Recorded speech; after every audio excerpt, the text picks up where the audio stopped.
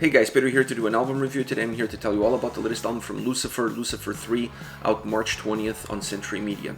This album has 9 tracks, 39 minutes in length, and this is the band's third full-length studio album.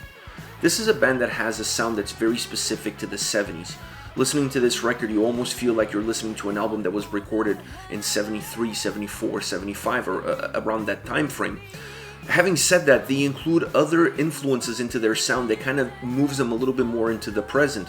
I felt listening to the album, you get a little bit of goth rock, you get a little bit of doom metal, and when you mix those two genres with the 70s era of hard rock, it's really a perfect combination. Those three elements really work well together in order to create really dynamic and interesting tracks that have very different moods, very different approaches, very different characteristics. Overall, that plays well into this record because to me this is a record that has a very linear structure. There's no ups and downs, there's no variations from track to track.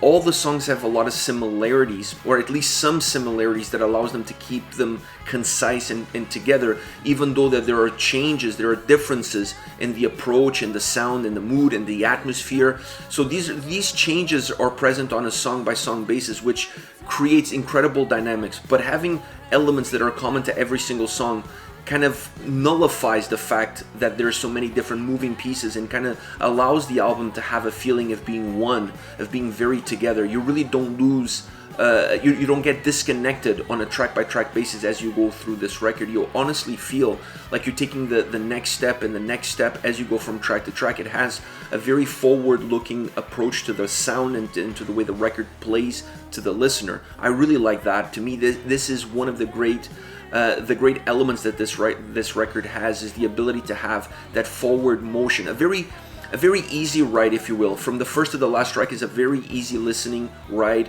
a methodic and melancholic easy listening ride, but still a very easy listening ride from the beginning all the way to the end. And to me, that has to do with those commonalities that you're going to find on every single song that almost nullifies all the other moving pieces, all the other chaos that the record has. To me, there's two elements outside of structure, because I really felt that they use similar structures on a track-by-track basis with some twists here and there in order to create changes within the songs, but there was almost a formula to the way they created the tracks, to the overall structure of the tracks, and that to me was one of the commonalities that really glue this whole album together. But above that, the two main elements that in my opinion really holds this album and really elevates this album is the guitars and the vocals. I really want to start off with the guitars because I really fell in love with the guitars on this album. I love the melody, I love the riffs, and I love the solos. If I have to pick between them, the solos to me was one of the elements that really impressed me on this record. I was not only impressed with the sound of the solos, on how they came across, how beautiful they were, how they pulled the melody or the mood out of the song into the solo in order to create a solo that either brought melody or brought darkness or brought melancholic to the track. They really knew exactly what approach to take on the solos in order to get the most out of each song.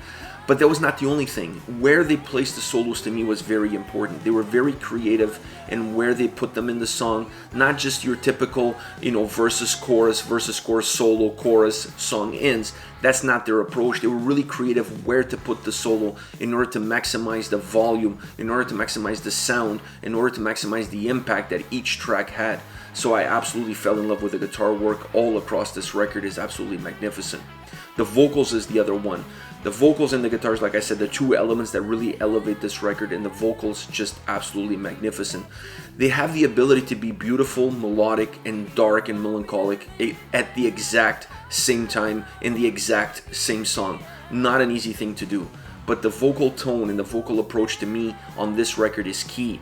If you're going to have this mixture of genres, like I said, 70s rock, goth rock, and doom, you really have to have a vocalist that is able to merge and move in and out of those three arenas almost seamless, so that the track doesn't feel disconnected, so that the track doesn't feel broken, and then overall you don't have a record that just doesn't feel together. So to me, the vocals were very important in order to really paint the picture, in order to give the listener the message that the band wanted to transmit to the listener with this record and with each individual track. I love the tone, I love the approach, I love the nuances. And another element that I really enjoyed about the vocals was the backing vocals on most of the tracks, specifically in the chorus. They use it quite a bit in the chorus, using backing vocals, these layers to give volume, to give presence, sometimes to give darkness, and sometimes to give a lot of light and melody to the songs. Every time they used it in a different way, every time they used it, the approach was similar, but the result was different. And to me, that's very important. You don't have a sense of being repetitive. You have a sense of being fresh, because while using the same idea, the way they delivered it was different, and the result was different on a track-by-track basis. Overall, this is a very well produced, very well mixed, very well executed album that really captures you as a listener and really transports you back in time into the 70s, but you still have a foot in the present. And that to me is key for the success of this album and how it sounds and how it feels to the listener. As far as songs are concerned, I want to start off with Leather Demon, a song that has a very stripped down approach. It almost feels like a cabaret song from an old detective movie. It has that kind of beauty and darkness to it at the same time. It's very melancholic, it's very stripped down, specifically in the verses. It gets a little bit more intense, if you will, in the chorus. The melody picks up a little bit, also the intensity vocally picks up a little bit. It becomes a much different song. It's the energy, it's the boost that the song needs, because overall it's very dark and it's very pacey. It doesn't go at a fast tempo at you, it comes at you very slow and methodic. And then having the chorus change that dynamic really helps. It really resets the song. It gives the song a different change, a different look, and in my opinion really makes this track feel a lot more dynamic than what really is. Another element of this song is the guitar solos, absolutely magnificent.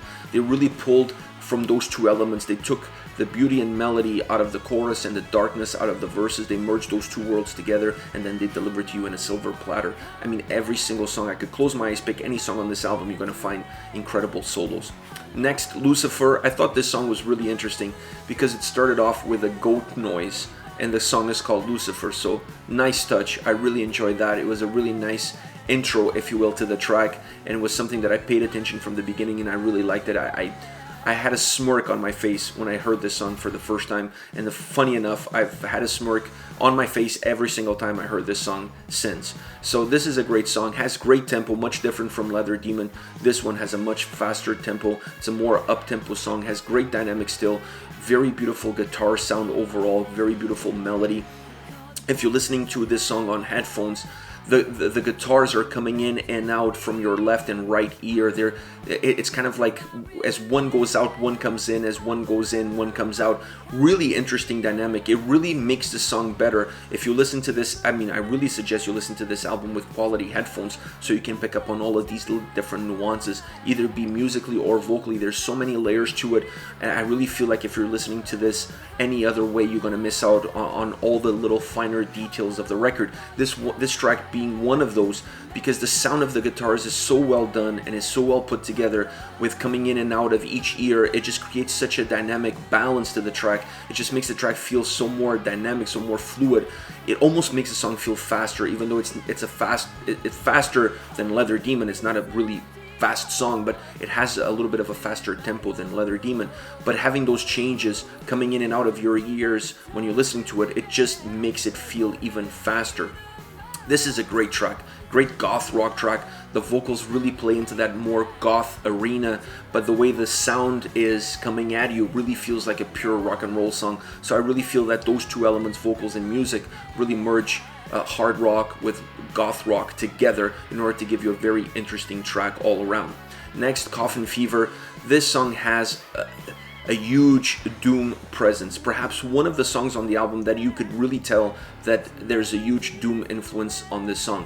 Musically and vocally, this song almost feels to me as something that you would expect out of a band like Candlemass. It has a lot of the same traits, a lot of the same characteristics. I really like this song. Has great darkness, has great hidden melody, if you will, but the darkness just permeates throughout the track, both musically and vocally. There are some brighter spots in the chorus. The vocals become a little bit brighter in the chorus. They come a little bit out of the basement into the first floor, if you will.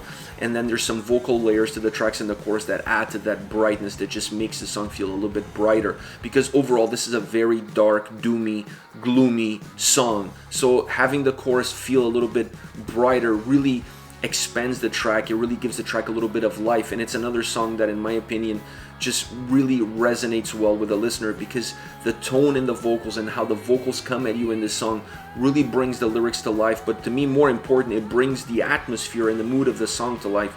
The vocals represent to a T the emotions that you're going to get out of this song musically. Alright guys, this is it. This is Lucifer with the album Lucifer 3, out March 20th on Century Media. Let me know your thoughts on the band, the singles. Use the comment section below. I'll be reading those and getting back to you. Take care, guys.